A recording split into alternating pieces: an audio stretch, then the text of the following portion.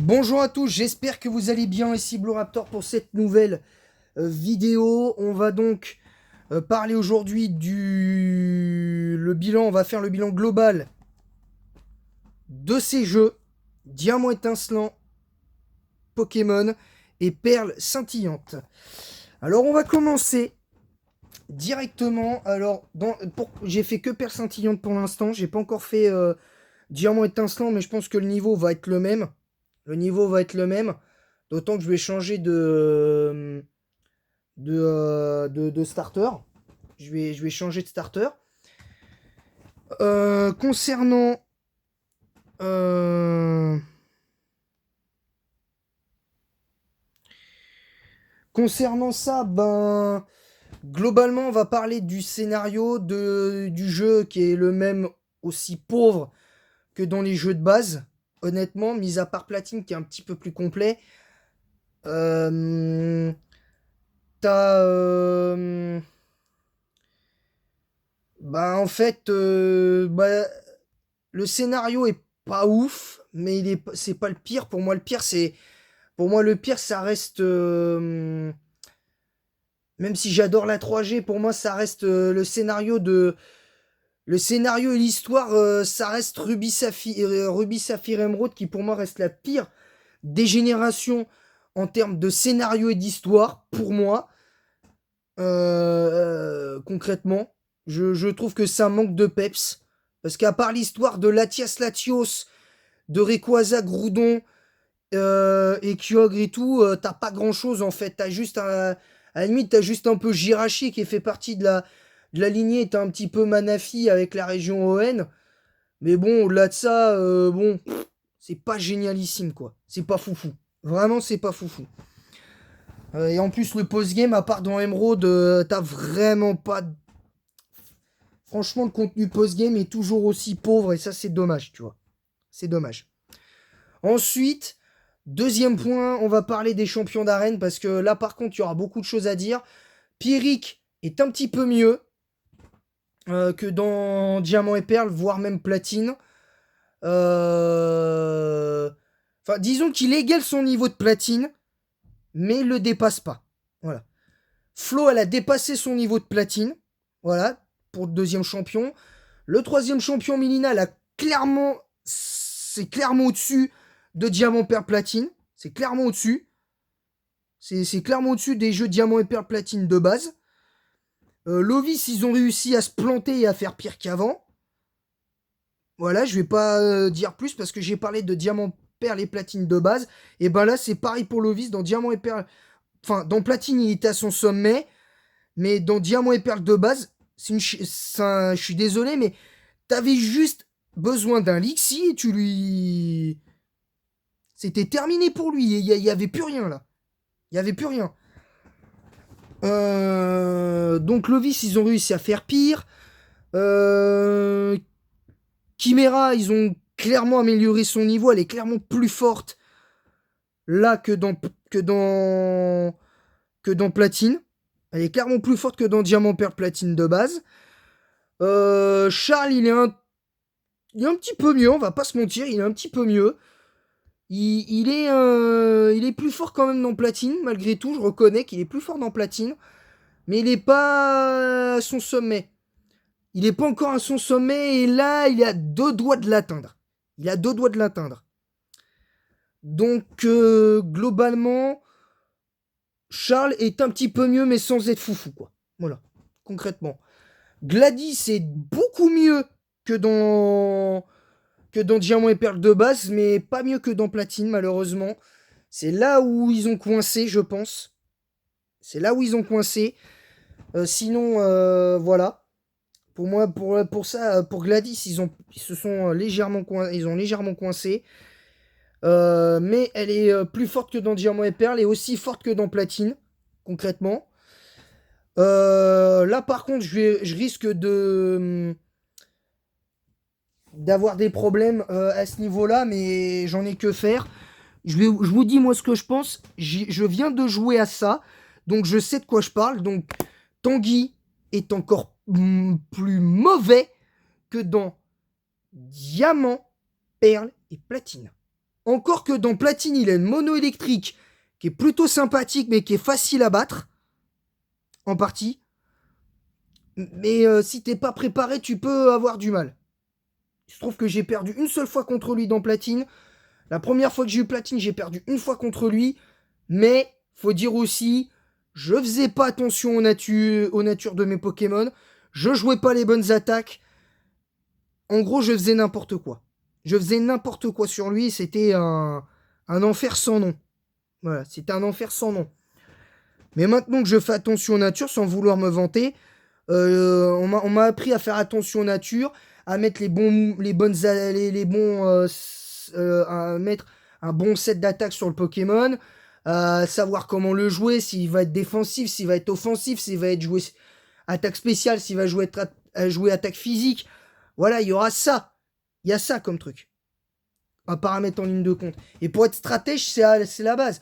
Il faut savoir connaître sa table des types, faire attention à la nature de ton Pokémon et faire attention aux attaques que tu lui mets. Voilà. C'est la parenthèse. Et donc, voilà. Donc, pour les champions d'arène, pour ce deuxième point, globalement, les champions d'arène sont plutôt bien construits. Même Lovis et Tanguy, qui sont, en termes de puissance, sont pires. Leur backstory est intéressante. Est vraiment intéressante, comme dans Diamant, Perle et Platine de base, et ça, c'est appréciable.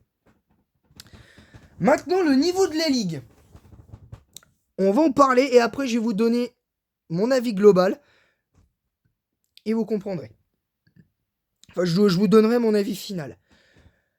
Aaron, il s'est grandement amélioré, je vous le cache pas. Il s'est clairement, au départ, moi, je le trouve pire que Clément dans Or Argent Cristal, à l'époque, et même dans Urgold Soul Silver. Et ben là, Aaron lui est passé devant. Là, pour moi, là, à l'heure d'aujourd'hui, Aaron se sauve d'être le pire membre du Conseil 4 de l'histoire des jeux Pokémon.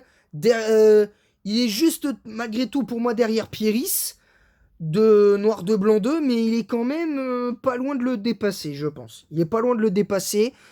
Surtout que son Apirène et son Drascore sont très chiants à gérer. Donc, méfiance à tous les joueurs en tout cas. Je vous le conseille. Ensuite,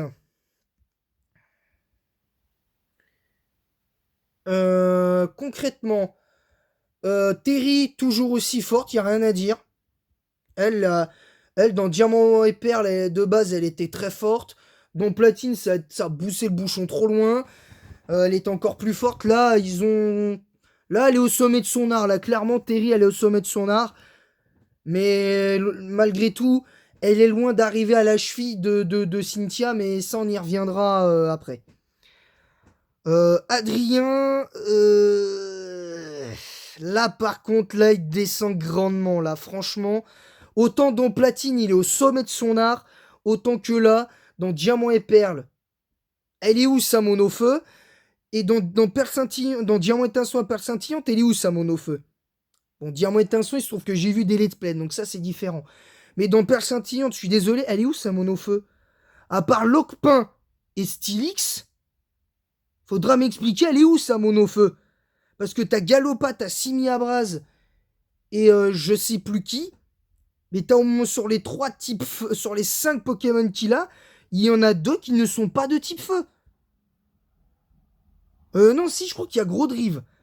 Déjà, qu'est-ce qu'il fiche avec Gros Drive, Locpin et Stylix? Déjà.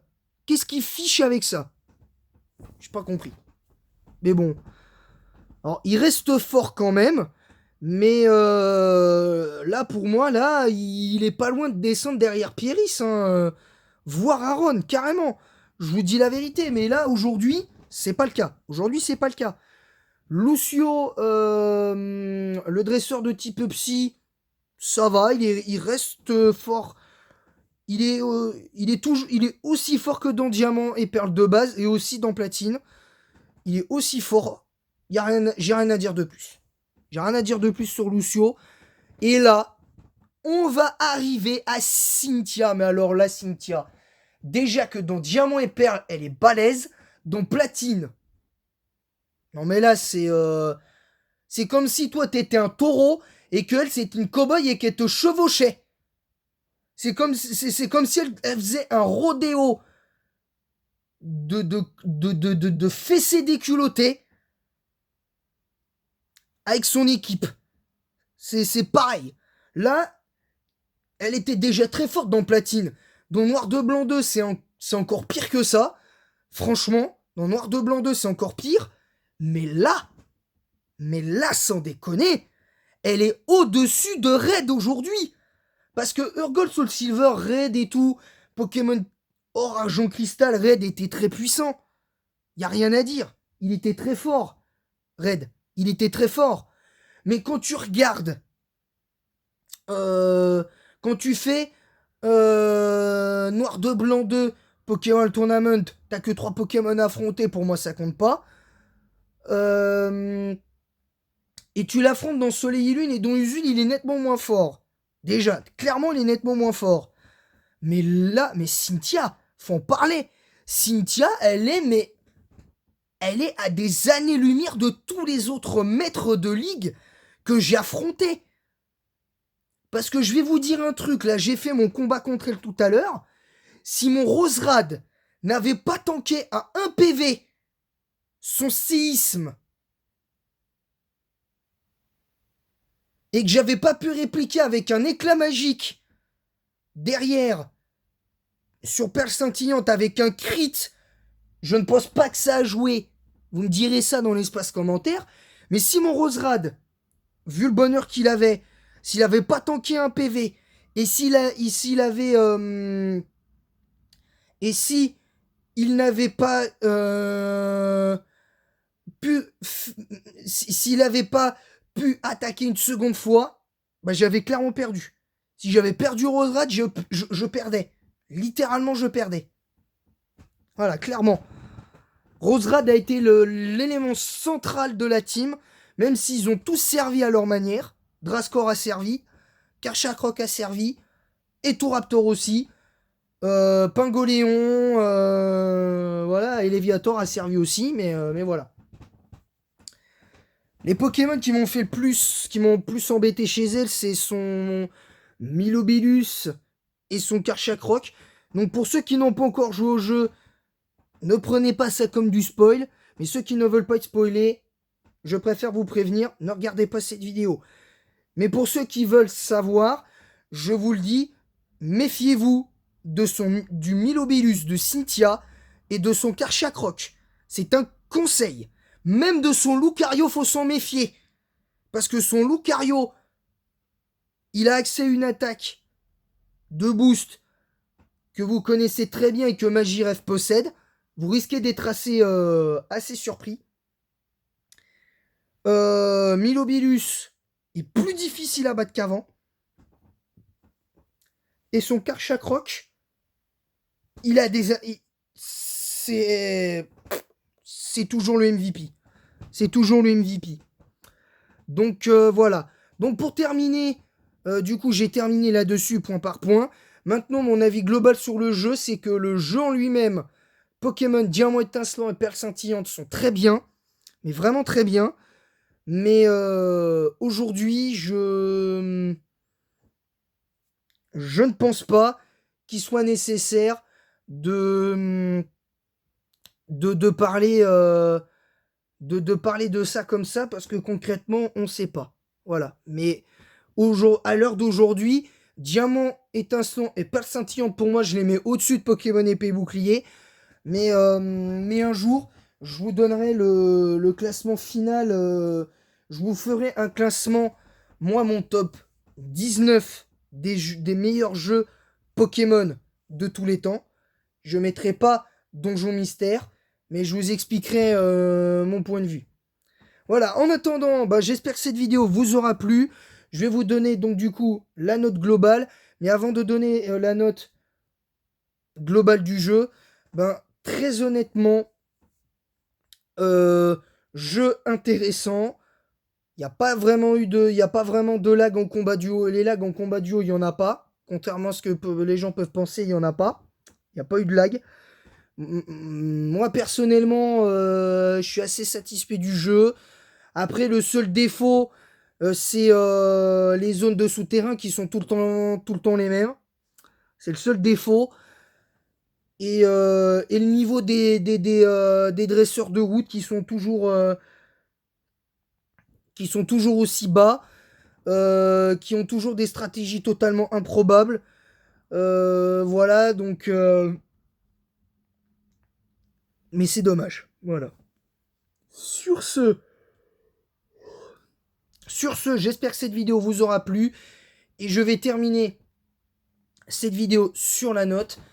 Bah là, c'est un jeu, donc on va noter sur 10.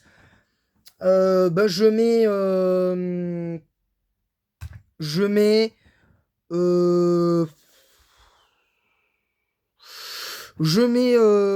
8.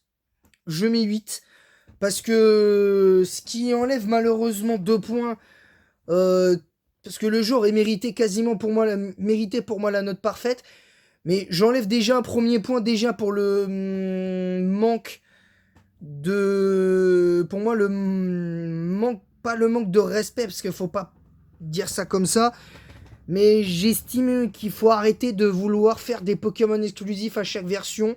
Parce que pour moi, c'est un vrai défaut que j'ai relevé. Et ensuite, le cas des dresseurs de route.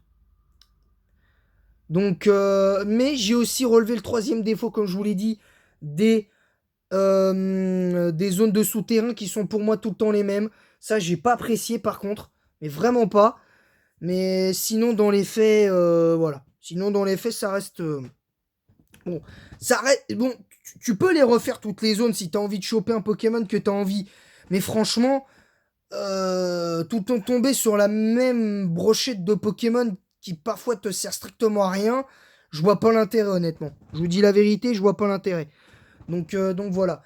Donc j'espère que cette vidéo vous aura plu. Moi, mon bilan global de ce jeu, c'est un 8 sur 10. Mais je vais être gentil, je vais rajouter un point, je vais mettre 9. Euh, Jeu exceptionnel pour moi, mais pas parfait, parce que pour moi, le symbole du jeu parfait, pour moi, c'est Platine. Pour moi, le jeu parfait à mon sens, c'est Platine. Pour moi, c'est Pokémon Platine qui est parfait. J'ai beau adorer Gold Soul Silver, mais pour moi, Platine, c'est le jeu parfait par excellence. Tout simplement. Après, vous avez le droit de penser ce que vous voulez. Moi, je dis simplement ce que je pense. Ce que je pense, moi, des jeux auxquels j'ai joué. J'ai fait pratiquement tous les jeux. J'ai fait toutes les versions de Pokémon. Je les ai toutes faites. Sauf les versions vertes et rouges de l'époque. Qui étaient sorties avant rouge, bleu et jaune. Mais que j'ai fait sur émulateur sur téléphone avant. Voilà. Sur ce, je vous laisse, et en attendant la prochaine, en tout cas la note de Diamant étincelant et Perle scintillante, remake Pokémon 4G, note 9 sur 10, et en attendant la prochaine, je vous dis à très bientôt pour de nouvelles vidéos.